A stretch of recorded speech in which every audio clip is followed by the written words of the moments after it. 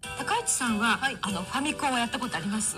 ゲームはあんまりしないんですけど、大学の時にねビジネスゲームとかっていうのやったから、ちょっと待てば安くなるですからね。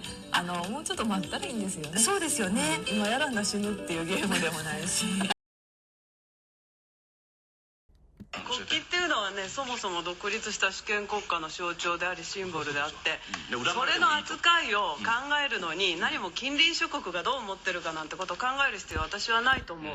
여러분 안녕하세요. 일본 나그네입니다. 오늘은 일본 정치계에서 주목받고 있는 인물 타카이치 사나에에 대해 이야기해 보도록 하겠습니다.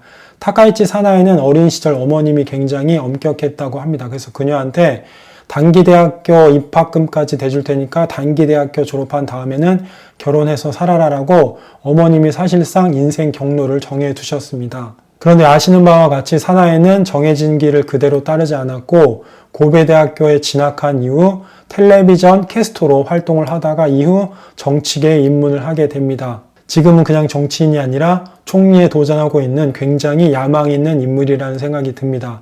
저는 이 부분이 좀 흥미로웠는데요. 주변에서 정해준 길, 사회가 기대하는 길을 거부하고 자신의 길을 개척하는 타카이치 사나에의 모습 여러분들은 어떻게 생각을 하시나요? 저는 개인적으로 타카이치 사나에가 총리가 되면 일본의 첫 여성 총리로서 의미가 있지만 이러한 개척 정신 또 야망이 있는 인물이기 때문에 일본이 어떤 방향으로 흘러가게 될지 기대도 좀 되지만 또 한편으로는 염려도 많이 됩니다. 여러분들은 타카이치 사나에를 어떻게 보고 계시는지요? 여러분들의 생각과 의견을 댓글로 공유해 주시면 감사하겠고요.